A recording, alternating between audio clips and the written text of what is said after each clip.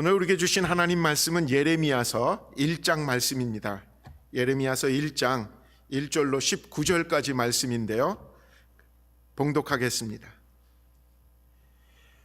베냐민 땅 아나돗의 제사장들 중 힐기야의 아들 예레미야의 말이라. 아몬의 아들 유다 왕 요시야가 다스린 지 13년에 여호와의 말씀이 예레미야에게 임하였고, 요시야의 아들 유다의 왕 여호야김 시대부터 요시야의 아들 유다의 왕 시드기야의 11년 말까지, 곧 5월에 예루살렘이 사로잡혀 가기까지 임하니라. 여호와의 말씀이 내게 임하느니라. 이르시되, 내가 너를 모태에 짓기 전에 너를 알았고, 내가 배에서 나오기 전에 너를 성별하였고, 너를 여러 나라의 선지자로 세웠노라 하시기로, 내가 이르되 슬프도소이다. 주 여호와여, 보소서 나는 아이라 말할 줄을 알지 못하나이다 하니, 여호와께서 내게 이르시되, 너는 아이라 말하지 말고 내가 너를 누구에게 보내든지 너는 가며 내가 내게 무엇을 명령하든지 너는 말할지니라. 너는 그들 때문에 두려워하지 말라. 내가 너와 함께하여 너를 구원하리라. 나 여호와의 말이니라 하시고, 여호와께서 그의 손을 내밀어 내 입에 대시며, 여호와께서 내게 이르시되, 보라, 내가 내 말을 내 입에 두었노라. 보라, 내가 오늘 너를 여러 나라와 여러 왕국 위에 세워 내가 그것을 뽑고 파괴하며 파멸하고 넘어뜨리며 건설하고 심게 하였느니라 하시니라. 여호와의 말씀이 또 내게 임하느니라. 이르시되, 예레미야야, 내가 무엇을 보았느냐 하시매, 내가 대답하되, 내가 살구나무 가지를 보나이다. 여호와께서 내게 이르시되, 내가 잘 보았도다. 이는 내가 내 말을 지켜 그대로 이루려 함이라 하시니라. 여호와의 말씀이 다시 내게 임하느니라. 이르시되, 내가 무엇을 보느냐 대답하되, 끓는 가마를 보나이다. 그 윗면이 북에서부터 기울어졌나이다 하니, 여호와께서 내게 이르시되, 재앙이 북방에서 일어나 이 땅의 모든 주민들에게 부어지리라. 내가 북방 왕국들의 모든 족속들을 부를 것인즉, 그들이 와서 예레미야 성문 어귀에 각기 자리를 정하고 그 사방 모든 성벽과 유다 모든 성읍들을 치리라. 여호와의 말이니라. 무리가 나를 버리고 다른 신들에게 분향하며 자기 손으로 만든 것들에 절하였은즉, 내가 나의 심판을 그들에게 선고하여 그들의 모든 죄악을 징계하리라. 그러므로 너는 내 허리를 동이고 일어나 내가 내게 명령한 바를 다 그들에게 말하라. 그들 때문에 두려워하지 말라. 내가 그들 앞에서 두려움을 당하지 않게 하리라. 보라, 내가 오늘 너를 그 온 땅과 유다 왕들과 그 지도자들과 그 제사장들과 그 땅 백성 앞에 견고한 성읍 쇠기둥 놋 성벽이 되게 하였은즉, 그들이 너를 치나 너를 이기지 못하리니, 이는 내가 너와 함께하여 너를 구원할 것임이니라. 여호와의 말이니라. 아멘. 오늘 우리에게 주신 하나님 말씀입니다. 우리 송경화 전사님 나오셔서 마음과 마음이 이어질 때라는 제목으로 말씀 전해 주십니다.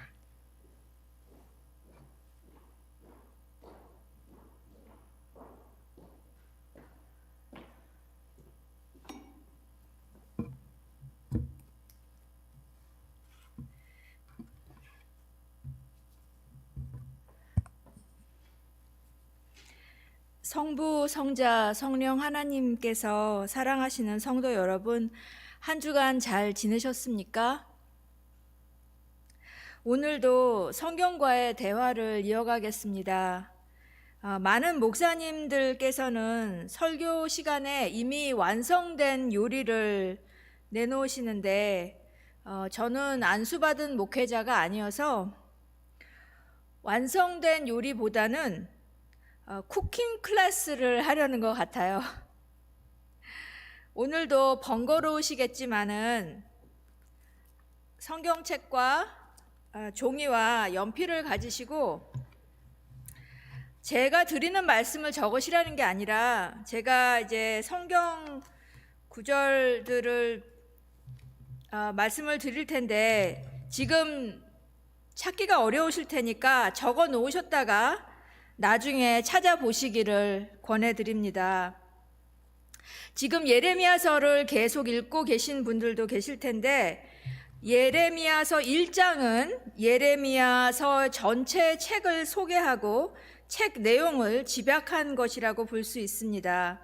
그래서 혹시 아직 읽고 계시지 않으신 분들이 계시다면 오늘 함께 이제 시간을 보낸 후에 여러분들께서 스스로 예레미야서와 그와 관련된 그 성경 구절 책들을 찾아보시면서 읽으시면 좋겠습니다.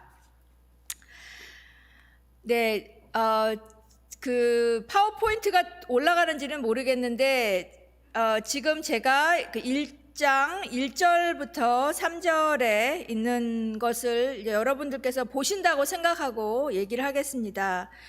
세 번역으로 제가 읽으면서 하겠는데요. 1장 1절에 이렇게 기록이 되어 있습니다. 이 책에 기록되어 있는 것은 예레미야가 한 말이다. 영어 성경에는 The words of Jeremiah 그렇게 나와 있어요. 예레미야서는 이런 제목으로 시작을 합니다. 예레미야의 말들이라고 이런 제목으로 시작을 합니다. 영어 성경에 트랜슬레이트 된 것은 히브리 성경하고 같다고 합니다. 그러니까 예레미야의 말들이라는 제목으로 시작을 하는데 이것이 조금 독특합니다. 그리고 예레미야에 대해서 이제 설명을 하는데, 예레미야는 누구냐 하면 힐기야의 아들이다. 힐기야는 누구냐 하면 아나돗에 있는 제사장 중에 한 명이다 라고 설명을 합니다. 예레미야서 귀찮으실 텐데 51장을 보시면 51장 맨 마지막에 여기까지가 예레미야의 말이다 라고 합니다. 그러니까 52장은 거기 성경책 옆에 보시면 열왕기하 24장 18절부터 25장 7절에 있는 말씀이라고 나와 있죠. 예, 거기 거의 비슷한 말씀이 예레미야서 52장에 나와 있고요. 예레미야서 1장부터 51장까지는 예레미야가 한 말이라고 그렇게 한 덩어리가 되어 있습니다. 참 예사롭지 않죠. 그리고 2절에는 바로 처음에는 이제 예레미야의 말들 하고 2절에서는 하나님의 말씀이 예레미야에게 임하였다. 영어 성경에는 이제 구조가 그렇기 때문에 그렇게 나와 있습니다. 그러니까 예레미야의 말과 하나님의 말이 이제 합쳐지는데, 그래서 학자들은 예레미야서 1장은 예레미야의 말과 하나님의 말이 합쳐지는, 예레미야가 선포한 것이 하나님의 말씀이라는 것의 그 근거를 주는, 예레미야의 소명을 받는 그 이야기는 예레미야가 어떤 권위로 하나님의 말씀을 전했는지를 보여주는 장이라고 말을 합니다. 저희가 이제 그건 자세히 볼 텐데요. 여기 아나돗 마을의 제사장 출신인 힐기야라고 하면 그 열왕기 하의 22장부터 이제 그 역사적인 배경이 나와 있는데요. 역대기 하 34장에도 나와 있습니다. 그런데 거기에서 보시면은 요시야 왕 때 그 22장 12절에 보시면 힐기야 대제사장이 나와요.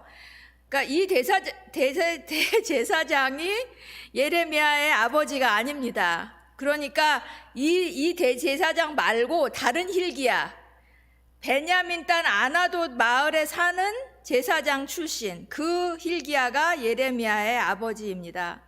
그리고 아나돗이라는 마을은 어떻게 보면 그 아주 비주류의 그 고장인데, 그것은 시간상 제가 말씀드리지는 않고 열왕기상 2장 26절을 찾아보시면 이제 솔로몬이 왕위를 계승할 때 거기에 알력 다툼이 있었는데, 그 아비아달이라는 제사장이 아도니아라는 자기가 스스로 왕이 되려고 하던 솔로몬의 다른 그 형제를 지지를 하다가 솔로몬이 왕이 되고 난 후에 아비아달에게 당신 고향으로 내려가시오. 그래서 내려간 곳이 아나돗입니다. 그래서 이곳은 비주류의 제사장에서 난 그 아들이, 그 제사장의 아들이 예레미야입니다. 그리고 2절부터 3절을 보시면 이제 거기에서 2절부터 3절에 있는 말씀과 열왕기하 22장부터 비교를 해 보시면은 이제 연대가 나옵니다. 그래서 열왕기하 22장의 3절에 보시면 요시야 왕 제 18년에 이제 이런 일들이 생겨나는데 요시야 왕은 언제 왕이 됐냐 하면 8살에 왕이 됐어요. 그랬는데 요시야 왕이 다스린 지 13년이 될 때에 주님께서 예레미야에게 말씀하셨습니다. 그러니까 여러분 그리고 요시야가 얼마 동안 다스렸냐 하면 31해 동안 다스렸는데 산수를 해보시면 18해를 요시야 왕과 함께 했습니다. 그리고 이제 18해 요시야 왕 18년 때 이 왕이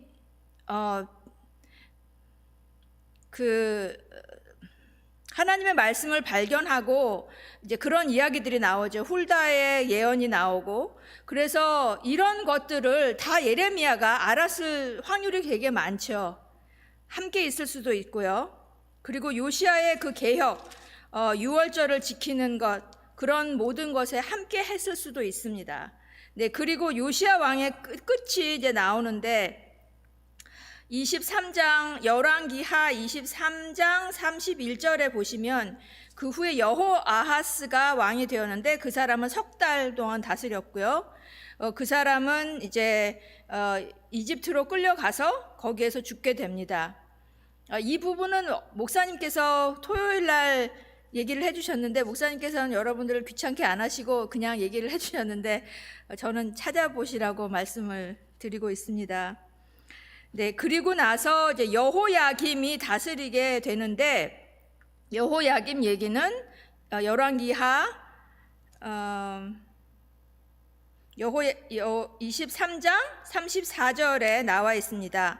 그래서 그 여호아스를 왕에서 내리고 그 다음에 엘리야김을 왕으로 삼고 이름을 여호야김으로 바꾸게 되는데, 24장 1절에 보면 다스리던 해에 느부갓네살 왕이 쳐들어왔다라고 말을 하고 있습니다. 근데 이것을 이제 예레미야서랑 비교를 해보면 예레미야서의 이제 중간중간에 여호야김이 다스리던 해 4년에 라고 나오는데 그게 자꾸 반복이 되는 것이 있습니다. 그런데 그때에 무슨 일이 일어나냐 하면은 그 예레미야서에서는 제가 여기 적어놓진 않았는데 그때가 느부갓네살의 원년이라고 합니다. 느부갓네살이 처음 시작할 때에 이제 쳐들어왔어요. 예루살렘에 쳐들어왔어요. 그리고 4해 동안 그를 섬기다가 이제 이런 얘기가 나옵니다. 그리고 그 이스라엘을 유다를 이렇게 치시는 이유를 열왕기하 24장 4절에서는 더욱이 죄 없는 사람을 죽여 예루살렘을 죄 없는 사람의 피로 가득 채운 므낫세의 죄를 용서하실 수 없더라고 나옵니다. 그리고 나서 이제 시드기야 왕이 나오는데 시드기야 왕 전에 여호야긴이 잠깐 나오죠. 열왕기하 24장 8절에 여호야긴 왕이 나오고, 여호야긴은 여호야김의 아들이었습니다. 그러는데 이제 그 사람을 바빌론 왕이 포로로 잡아가요. 그리고 그 여호야긴은 평안하게 죽습니다. 나중에 열왕기하 뒷부분을 읽어보시게 되면 그렇게 잡아가고 나서 요시야의 아들, 다른 아들, 그러니까 시드기야 여호야긴의 숙부 시드기야를 원래 이름이 마따니아였는데 그 이름을 시드기야로 고치고 24장 열왕기하 24장 17절 18절 보시면 이제 시드기야를 왕으로 세웁니다.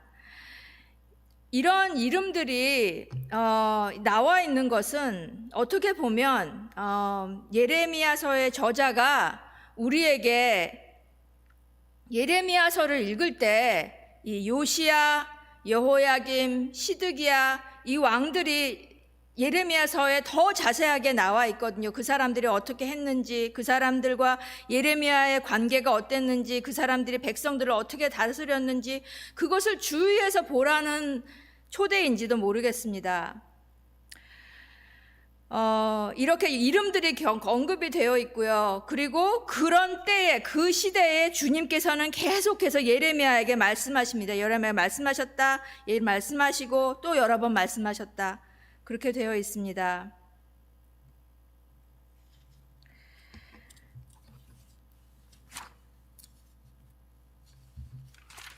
네, 4절부터 이제 보시겠는데요. 4절부터 10절까지가 여러분 성경책에 보시면은 단락을 지어서 예레미야의 소명 그렇게 되어 있습니다. 이제 예레미야의 소명에 대한 이야기가 본격적으로 나오고 있습니다. 주님께서 나에게 말씀하셨다. 내가 너를 모태에 짓기도 전에 너를 선택하고 내가 태어나기도 전에 너를 거룩하게 구별해서 문민족에게 보낼 예언자로 세웠다라고 말씀하십니다. 선택하고의 그 영어로는 너를 알았고 I knew 그리고 구별한 것은 set apart 세웠다는 appoint라고 되어 있습니다. 개역 개정에서는 열방의 선지자라고 말하는데 이게 더 저에게 그 감이 오는 것 같아요. 여러분 구한말에 이제 일본이 조선을 삼키려고 하는 그때에 어떤 조선의 한 젊은 청년 신자에게 하나님이 나타나셔서 내가 너를 열방의 선지자로 세웠다. 그러면 어떠실 것 같으세요? 정말 지금 이 이스라엘 유다라는 그 작은 나라는 강대국 사이에 끼어서 아무 힘이 없는 나라입니다. 그런데 하나님께서 이 작은 아마 예레미야는 이때 젊었던 것 같습니다. 얼마나 젊었을지는 모르지만 그런 아무것도 아닌 한 청년에게 나는 너를 열방의 선지자로 세웠다라고 하나님께서 말씀하시는 것입니다. 예레미야는 유다 땅 밖으로 나가본 적도 없는데 이렇게 하나님께서 하나님의 주권을 예레미야를 통해서 이런 모든 강대국들이 사실 주권을 잡고 있는 것 같지만 내가 주권이 있다라는 것을 보여주시고 계십니다. 예레미야는 물론 저는 못합니다라고 말을 하죠. 말을 할 줄 모르고 나는 너무 어립니다. 여러분 우리도 이런 익스큐스를 하죠. 저는 학생입니다. 저는 직장인밖에 안 됩니다. 아니면은 저는 아주 작은 교회의 목사님입니다.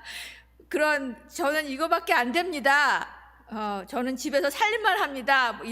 이런 익스큐스를 저희도 할 수 있습니다. 그런데 하나님께서 말씀하십니다. 너는 아직 너무 어리다고 말하지 말아라. 내가 너를 누구에게든지 보내든지 너는 그에게로 가고 내가 너에게 무슨 명을 내리든지 너는 그대로 말하여라. 그리고 그런 사람들을 두려워하지 말아라. 그런 사람들은 이제 뒤에 보시면 그 유다의 왕들, 관리들, 제사장, 이 땅의 백성들이죠. 그런 사람들 두려워하지 말아라. 내가 늘 너와 함께 있으면서 보호해 주겠다. 나 주의 말이다. 여기서 하나님께서 이제 예레미야가 나는 못합니다. 주님 저는 할 수가 없어요. 라고 할 때에 먼저 말씀으로 너는 할 수 있다라고 말씀해 주시고 그리고 9절에서는 행동으로 그것을 보여주십니다. 주님께서 손을 내밀어서 입에다 대시고 내게 예레미야에게 말씀하십니다. 내가 내 말을 내 입에 맡긴다. 그리고 그 예레미야에게 주신 메시지는 이것입니다. 민족과 나라들 위에 너를 세우고 내가 그것들을 뽑으며 허물며 멸망시키며 파괴하며 세우며 심게 하겠다. 여기에서도 좀 이상하지 않습니까? 하나님께서 하시겠다고 말씀하시지 않고 예레미야 너가 할 거라고 말씀을 하십니다. 너가 이런 것을 할 거라고 말씀을 하십니다. 다시 예레미야의 말과 하나님의 말이 멀지가 되죠. 여기에서 이 예레미야의 메시지를 집약해서 이런 단어를 통하여서 말씀을 해 주시는데, 이 단어들은 다시 또 예레미야서에서 사용이 됩니다. 마치 예레미야에게 주신 이 메시지가 이런 메시지라는 것을 말해 주듯이 그것은 여러분이 적으셔도 되는데요. 예레미야서 12장 14절 15절 17절 그리고 18장 7절부터 10절, 24장 6절. 이 부분은 거의 뽑으며 허물며 멸망시키며 파괴하며 그런 단어들이 다시 사용이 되고요. 31장 28절, 42장 10절, 45장 4절. 그것은 다시 세우고 심는 그런 단어들이 사용이 됩니다. 주님께서 맡기신 메시지는 그것이고, 그리고 그것을 예레미야는 하나님께서 보내시는 사람, 하나님께서 그 말씀을 주시는 그 말씀대로 전하기만 하면 됩니다. 굉장히 단순한 것 같지만 예레미야서를 읽어보신 분들은 이 말씀을 가지고 예레미야가 얼마나 내면에 스트러글이 있었는지 저희가 읽을 수 있습니다. 오죽 힘들었으면 목사님께서 지난 토요일 날 전해주신 20장, 예레미야서 20장에 보시면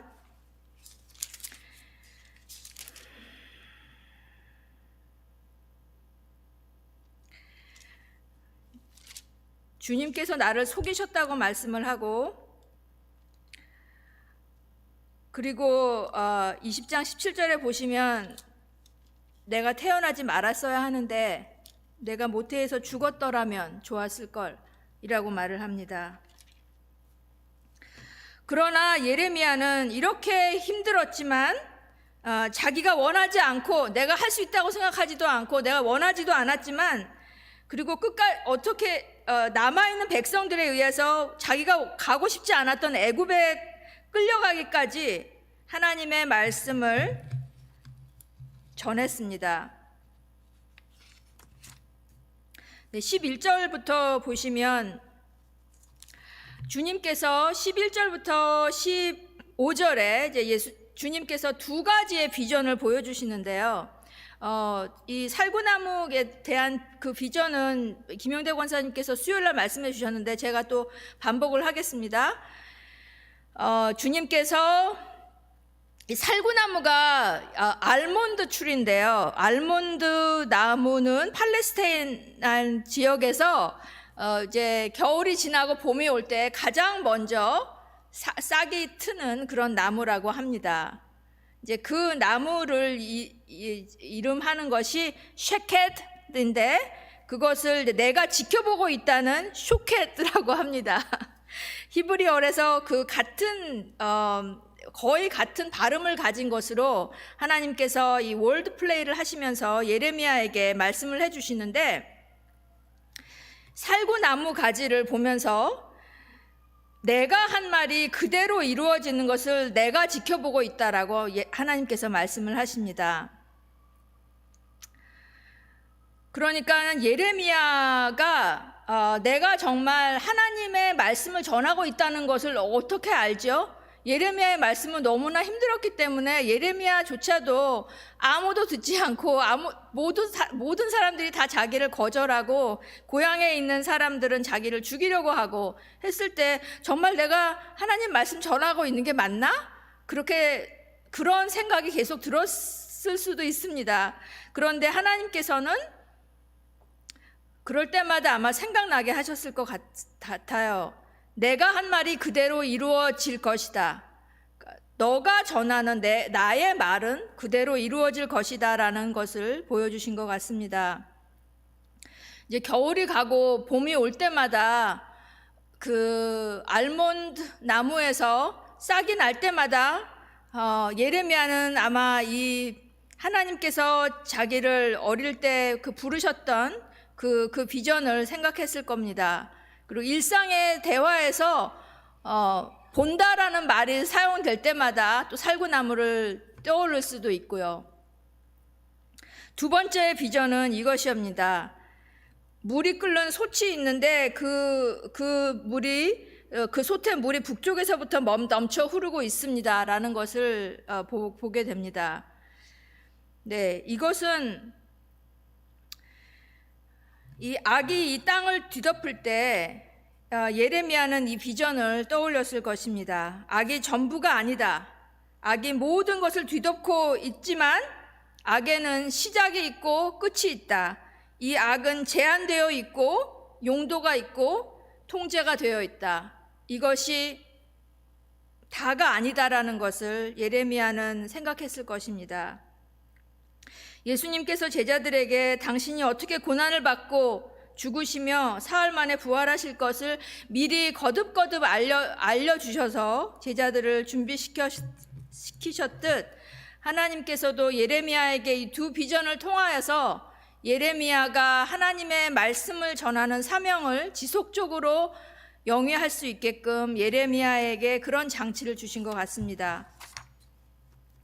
네, 16절에 보시면 이제 내가 이렇게 백성을 심판하는 까닭은 우상 숭배라고 말씀을 하시는데, 예레미야서를 여러분들께서 읽어 보시다가 보면 그 심판의 이유를 두 가지를 보실 수가 있습니다.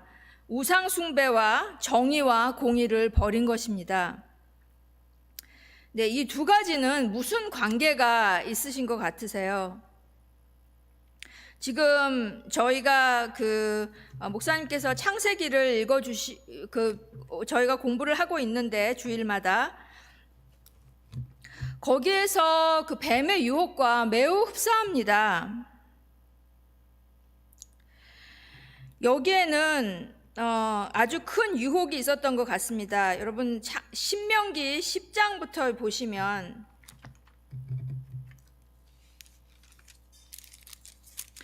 선지자들은 하나님께서 모세를 통하여서 이스라엘 백성에게 주신 율법에다가 새로운 걸 뭐를 보태 갖고서는 말을 하는 것이 아니었고요.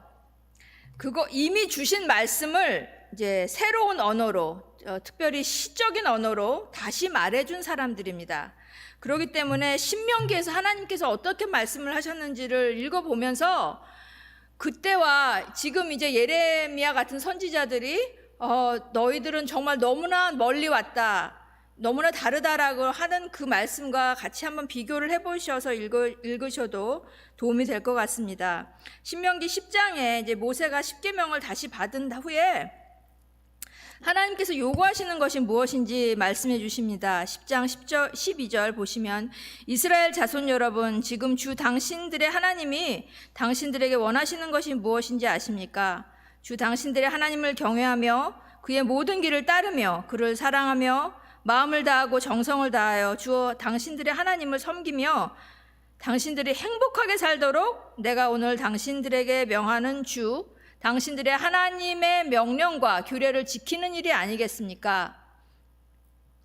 16절 연결해서 읽으면 그러므로 당신들은 마음의 할례를 받고 다시는 고집을 부리지 마십시오. 그리고 하나님을 어떤 하나님으로 소개하시냐 하면 17절 후반부터 보시면 그분만이 크신 권능의 하나님이시요 두려우신 하나님이시며 사람을 차별하여 판단하시거나 뇌물을 받으시는 분이 아니시며 고아와 과부를 공정하게 재판하시며 나그네를 사랑하셔서 그에게 먹을 것과 입을 것을 주시는 분이십니다. 그렇게 말씀을 하고 있습니다. 그러니까 이런 하나님만 사랑하게 되면 그런 하나님이 원하시는 것, 정의와 공의를 행하게 된다는 것입니다. 그런데 왜 정의와 공의를 저버리게 되었냐 하면 이스라엘 백성들이 우상을 숭배하게 되는데 이제 신명기 10장부터 쭉 읽어 나가시다 보면은 거기에 12장에서 얼마나 이 우상 숭배라는 것이 아주 매력적인 그런 유혹이었는지를 얘기해 주고 있습니다.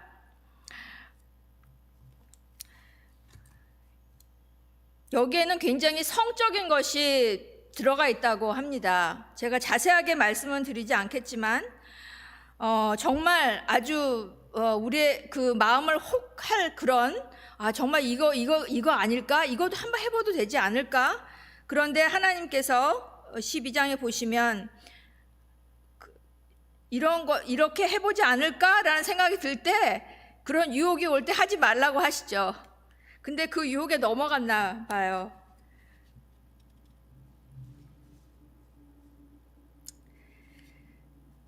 네,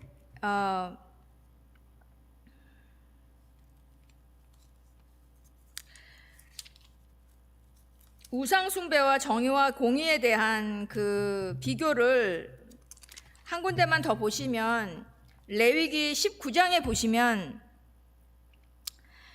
레위기 19장은 마태복음 5장 48절 예수님께서 산상수훈을 말하실 때 하늘에 계신 너희 아버지께서 온전하신 것 같이 너희도 온전하라고 말씀하실 때 그 레퍼런스 버스가 레위기 19장입니다. 그런데 레위기 19장에서는 어떻게 시작하냐 하면 너희 하나님 나 주가 거룩하니 너희도 거룩하여야 한다 하고 말씀해 주시고 거기에 여러분께서 19장을 읽으실 때 나는 주다. 나는 내가 주 너희의 하나님이다. 거기에 밑줄을 그어 보시면 계속 그렇게 나와요. 내가 주다. 그런데 거기에서 너희가 거룩해야 한다라는 것의 그 보기들이 무엇이 나오냐 하면 우상을 의지해서는 안 된다. 어떻게 제물을 드려야 된다라는 말씀이 나오고 또 어떤 것들이 나오냐 하면 너희가 농부면 또 너희가 판사면 그러니까 너희의 보케이션에서 너희의 직업 너희가 먹고 사는 그 장소에서 어떻게 하나님을 예배해야 되는지가 나옵니다. 그리고 우리의 일상에서 듣지 못하는 사람을 저주해서는 안 되고 눈이 먼 사람 앞에 넘어질 것을 놓아서는 안 되고 이런 말씀들을 하십니다. 이것이 정의와 공의의 아주 구체적인 그런 모습들입니다. 그러니까 하나님께서는 우상 숭배를 금하신 것은 우리가 행복하게 정말 정의와 공의를 실현하면서 우리의 일상에서 이렇게 살 수 있는 것을 하나님께서 보여주시고 그렇게 사는 것을 원하셨는데 우상 숭배를 하는 순간 우상 숭배의 그 모티베이션은 무엇이냐 하면 결국은 자기 숭배입니다. 내가 눈에 보암직도 하고 먹음직도 하고 그런 것을 취하고 싶은 것, 나의 이기심, 나의 그런 욕구를 채우고 싶은 것, 그리고 그러니 이웃은 뭐 어떻게 되든 그게 무슨 안중에 있겠습니까? 우선 내가 먼저인데 자기 중심, 그것이 죄의 그런 코어였죠. 그렇기 때문에 예레미야에서 발견하는 그 두 결의 심판의 이유는 결국은 하나입니다. 하나님을 저버리고 하나님께서 원하시는 것을 저버린 것입니다. 네, 그러므로 이제 하나님께서 말씀하시죠. 17절에 보시면 너는 이제 준비하여라. 그러니까 예레미야가 준비가 되어서 하나님께서 부르신 것이 아니고 하나님께서 부르시고 준비하시라고 말씀하십니다. 네, 저와 여러분들도 아마 비슷한 경험을 하실지 모르겠습니다. 여러분들께서 내가 할 수 있어서 하시는 게 아니라 할 수밖에 없어서 아무도 자원을 하지 않아서 결국은 뭐 댓글 공사를 하실 때도 결국은 2명만 남아서 아무도 하지 않아서 할 수밖에 없어서 하실지도 모르겠습니다. 그런데 그 자리에서 하나님께서 우리를 준비시키시는 것 같습니다. 근데 예레미야가 너무 힘들 때 예레미야서 11장에 보시면 아나도 사람들이 고향 사람들이 예레미야를 죽이려고 하거든요. 그런데 이제 그때에 예레미야가 12장에서 하나님에게 질문을 합니다. 그런데 주님께서 대답하시는 거가 아유 예레미야 너무 미안하다. 내가 너 사정을 좀 생각을 하고 이렇게 어려운 걸 시키지 말걸. 아유 어떡하니. 이렇게 달래시는 것이 아니라 주님의 대답은 이렇습니다. 12장 5절에 보시면 내가 사람과 달리기를 해도 피곤하면 어떻게 말과 달리기를 하겠느냐. 예레미야서를 읽다 보면 하나님께서 정말 어떻게 예레미야를 튼튼하게 방비된 성읍과 쇠기둥과 노병석으로 만들어서 유다의 왕과 관리들에게 맞서고 제사장들에게 맞서고 이 땅의 백성들에게 맞서게 하는지 저희가 그것을 볼 수 있습니다. 근데 그러면서도 이렇게 사람이 너무너무 철저하고 철벽 같은 그런 사람이 된다면 우리의 그 마음이 참 강팍해지고 아주 하드한 마음이 될 텐데, 예레미야의 마음은 목사님께서도 말씀해 주신 것 같이 하나님의 눈물을 담은 마음이었습니다. 예레미야만큼 자신의 내면의 그 격동을 드러낸 선지자가 없습니다. 그 내면의 갈등, 하나님과의 관계, 또 유다 왕들과 관리들과의 관계, 제사장들과의 관계, 그런 관계의 갈등을 우리가 엿볼 수 있습니다. 예레미야의 말들과 하나님의 말씀이 만나서 하나님의 말씀이 예레미야를 통해서 선포되는 과정이 어떻게 보면 하나님께서는 그런 사명을 이제 주셨지만 그 사명을 감당하는 과정에서 예레미야에게 부르신 그 부르심은 예레미야를 하나님에게로 부르신 것 같습니다. 그래서 예레미야의 삶이 그 말씀이 육신이 되는 성육신의 사역이 되게 하신 것 같습니다. 네, 예레미야에게 하나님께서 말씀해 주시는 내가 너를 보호해 주겠다라고 말씀하시는 것은 1장 8절에도 나와 있고 또 하나님께서 다시 말씀해 주시죠. 내가 너와 함께 있을 것이다. 그 사람들이 너에게 덤벼들 거지만 내가 너를 보호해 주겠다라고 17장 18절 이제 19절 말씀을 하시죠. 예레미야를 하나님께서 어떻게 보호하셨나요? 먼저는 이제 예레미야를 이런 튼튼한 성벽으로 만드셨습니다.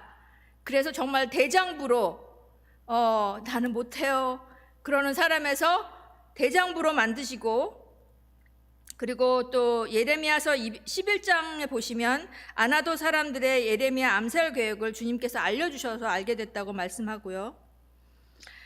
예레미야서 26장에 보시면 사반의 아들 아히김이 보호하여 주었다고 되어 있습니다. 어떤 예레미야의 성전 설교 후에 사람들이 예레미야를 죽이려고 하죠. 그때에 사반의 아들 아히김이 보호해 주었는데, 이 사반의 아들 아히김은 열왕기 하 22장에 보시면 거기에 요시야 왕 때 같이 모세오경을 발견한 그런 사람이에요. 네, 그런 사람을 이제 보호하여 주었고, 또 바룩이라는 사람이 예레미야의 말을 받아 쓴 바룩이라는 사람이 있었습니다. 그리고 스라야라는 사람이 있었고요. 38장 7절에 보시면 예레미야가 웅덩이에 빠졌을 때 예레미야 이렇게 놔두면 죽습니다 라고 시드기야 왕에게 직언을 한 사람이 에디오피아 사람으로 왕궁에 있던 환관 에벳 멜렉이라는 사람이 있었습니다. 그리고 그달랴 총독 39장과 이제 40장에 나오는데, 이 그달랴라는 사람은 누구냐 하면 사반의 손자 아히김의 아들입니다. 그러니까 요시야 시대에 요시야 왕과 같이 도와서 했던 그 개혁을 했던 그 사람들 중에 몇몇이 이렇게 예레미야를 도왔습니다. 네, 이 사람들에게도 하나님의 부르심이 있었겠죠. 그리고 그 부르심은 예레미야를 도와주면 자기의 목숨이 위협을 받겠지만 그 옳은 것을 선택하게 했습니다. 네, 여러분들은 부르심에 대해서 어떻게 생각을 하십니까? 하나님은 저와 여러분을 예레미야가 되라, 에스더가 되라 그렇게 부르지 않으셨습니다. 네, 부르심의 기반은 하나님이 저와 여러분을 안다는 것입니다. 예레미야서 1장에 5절 보시면 너를 선택하고 안다고 말씀을 드렸죠. 여러분들이 모태에서 지어지기도 전에 여러분을 아시고 그 아시는 것이 하나님께서 저와 여러분을 부르시는 것의 기반입니다. 우리의 시초는 우리의 부모님이나 조상님이 아니라 창세기 1장 1절에 나와 있는 대로 In the beginning God, 태초의 하나님, 그 하나님이 저와 여러분들의 시초이고 그리고 그 하나님이 저와 여러분들을 아십니다. 그래서 여러분을 예레미야로 부르지 않으시고 여러분의 성함을 넣으셔도 될 것 같아요. 예, 목사님 성함을 제가 좀 사용하자면 윤국진이 되라, 그런 여러분의 이름을 넣으시면 될 것 같습니다. 그렇게 부르셨습니다. 저와 여러분의 삶의 알파와 오메가도 하나님이십니다. 그런 하나님이 여러분을 어떤 사명으로 부르실 때 내가 할 수 있어서 예스 하신 분들은 많이 없고, 아까도 말씀드렸듯이 내가 할 수밖에 없어서 예스를 하신 분들이 더 많으실 것입니다. 그런데 그 자리, 그 책임이 내가 하나님을 알아갈 수 있는, 조금 더 하나님의 마음을 헤아려 갈 수 있는 그런 기회인지 모릅니다. 아브라함 세대부터 모세, 룻, 나오미, 다윗, 예레미야, 에스더, 스데반, 루터, 요한 웨슬레, 여러분과 저에게 이르기까지 하나님의 부르심은 계속되고 있습니다. 예레미야의 역사적, 사회적 상황에서 예레미야에게만 해당될 그 사명이 부여되었듯, 또 예레미야를 돕고 구출했던 그 사람들에게도 그 사람들만이 해야 할 사명이 부여되었든 우리에게도 사명이 부여되어 있습니다. 요한 웨슬레는 우리의 사명을 두 가지 종류로 정리를 했는데, 하나는 아무에게도 해를 끼치지 마라, do no harm. 그리고 두 번째는 선을 행하라, 할 수 있는 한 모든 사람에게, 할 수 있는 한 모든 때에, 할 수 있는 모든 수단과 방법으로 선을 행하라고 했습니다. 네, 이것은 공로주의, 우리가 선을 쌓아서 하나님의 인정을 받기 위해서가 아니라 하나님께서 주신 은혜의 당연한 믿음의 표현으로 말을 하고 있습니다. 네, 아무도 해를 끼치지 마라. 이 부분은 특별히 저희가 지금 대유행을 겪으면서 우리가 생태계에 얼마나 큰 해를 끼쳤는지, 지금부터라도 그리스도인이 이 부분에서 어떻게 우리 스스로를 에듀케이션을 하고 알아가고 또 달라져야 할지 진지하게 생각하고 행동해야 하는 부르심이 있습니다.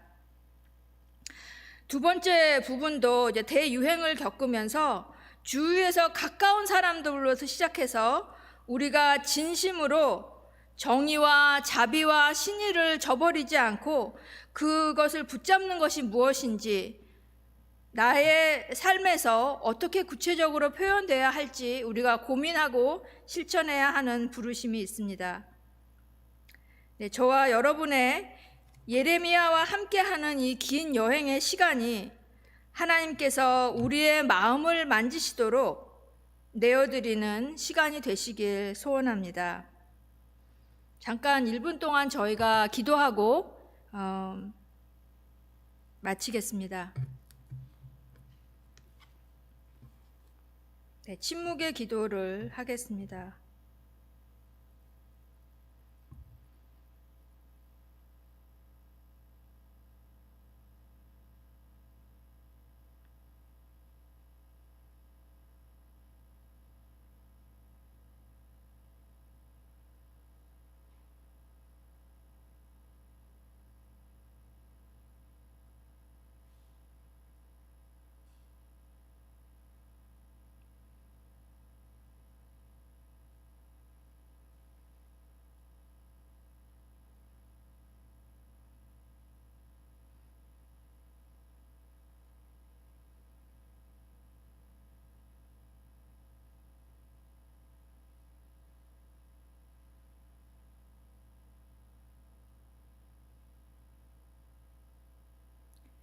예수님의 이름으로 기도합니다. 아멘.